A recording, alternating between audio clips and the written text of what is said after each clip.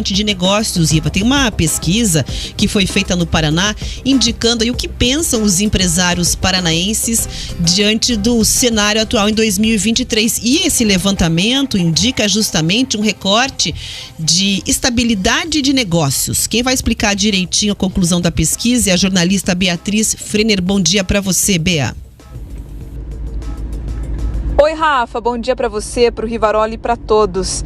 É o resultado de uma pesquisa de opinião que é feita pela Federação do Comércio de Bens, Serviços e Turismo do Paraná, FEComércio, semestralmente. Em parceria com o Sebrae, esse estudo mostrou que 36% dos empresários do estado têm uma expectativa positiva, favorável para o primeiro semestre de 2023. A parcela de comerciantes confiantes é menor do que no semestre passado, quando chegou a 49%, que estavam aí com esse otimismo, e ficou abaixo do índice ideal também registrado no primeiro semestre de 2022, que ficou em 65%. Então, a gente tem aí 36,1% otimistas. É um resultado até positivo, se a gente for olhar, né, para esse primeiro semestre, mas se comparado com outros períodos, teve uma redução aí significativa. Só que nesse semestre, o que se sobressaiu foram os empresários que estão acreditando, apostando na estabilidade, ou seja, não estão nem otimistas nem pessimistas.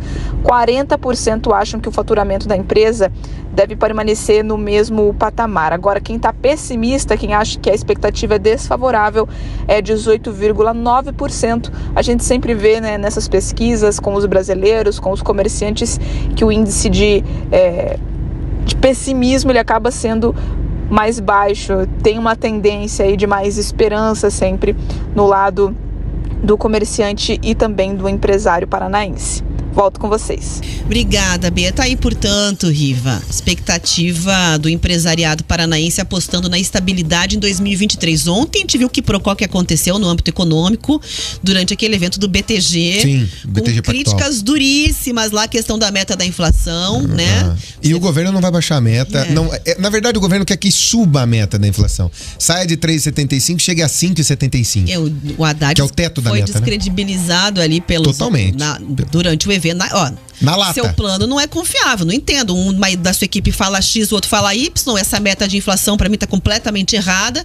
Então, quer dizer, ficou público essa questão da insatisfação de um grande setor empresariado aí em relação, investidor em relação ao governo federal e a sua política econômica. Ali tem muito investidor? Tem muito especulador? Muito também. Isso tem que ser dito.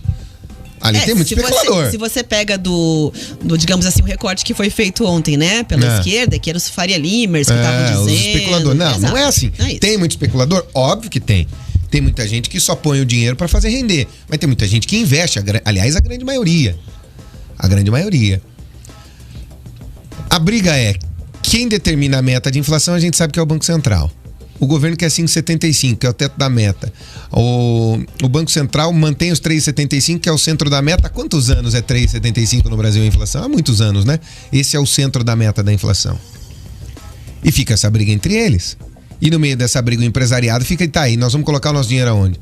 Pro empresariado especulador, 13,75, Rafa, de juros, Selic, maravilhoso. Ele recebe em cima desses juros, ele compra a título do governo e vai receber esses juros. E ele não recebe os juros do dia, ele recebe o do dia que ele contratou.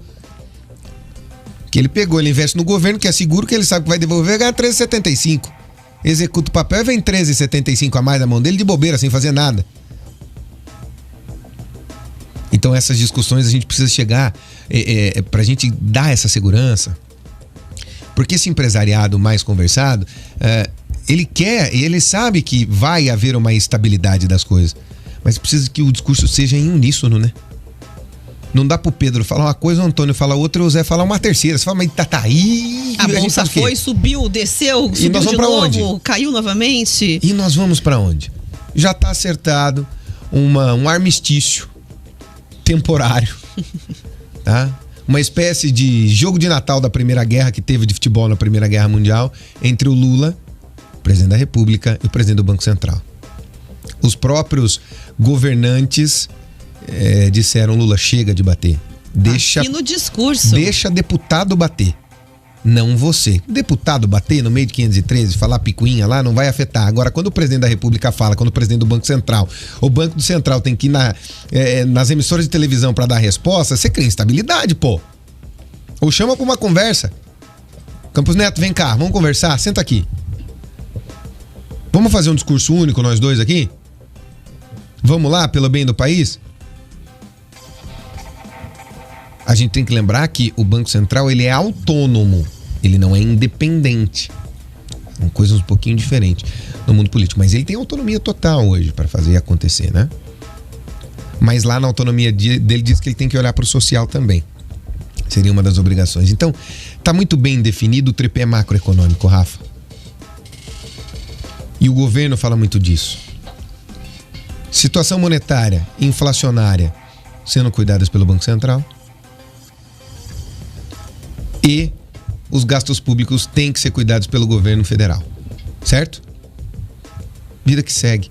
Vamos pra frente. Discurso único. E quem tem que fazer esse discurso acontecer é o ministro da Fazenda. Ele tem que ser a interlocução entre os dois. Nós precisamos de um mesmo discurso, das mesmas atitudes. Lembra, a economia vive de expectativa. Se você tem uma expectativa pessimista até na condução da bagunça, pelo amor de Deus, né? Se para conduzir o negócio você já tem discussão, imagina na hora de fazer. Aí ninguém segura. Tá na hora de sentar, conversar, resolver, aparar as arestas e ter pelo menos um discurso que seja unificado. E aí cada um vai trabalhar da forma como tem que trabalhar. E sair logo essa reforma fiscal, né, Rafa? Isso precisa ir com urgência. Essa reforma tributária, ela precisa acontecer imediatamente. Imediatamente. O Brasil precisa andar, precisa ser menos burocrático. Nós temos a Lei Candir, que muita gente... Por exemplo, os empresários do agronegócio agora estão com medo da Lei Candir. Ela caía. A Lei Candir ela é de 1996. A Lei Candir é aquela que fala da exportação, você paga por onde você faz o produto ICMS, não por onde você exporta, depois faz compensação financeira, e ela tem uma isenção para o agronegócio para exportar. Nós saímos de um país que importava alimentos em 96 para o maior exportador de alimentos hoje, e muito se deve à Lei Candir. Ela foi fundamental nisso.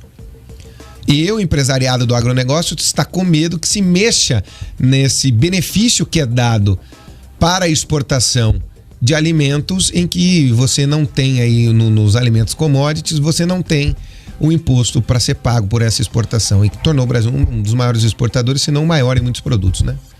Quiçá o maior hoje, né? 20% da população do mundo depende da nossa comida. Então, algumas coisas vão ter que ser muito bem discutidas. Essa reforma tributária, ela não pode ser feita a toque de caixa. Se bem que ela está há mais de 30 anos sendo discutida, mas ela não pode ser feita a toque de caixa, Rafa.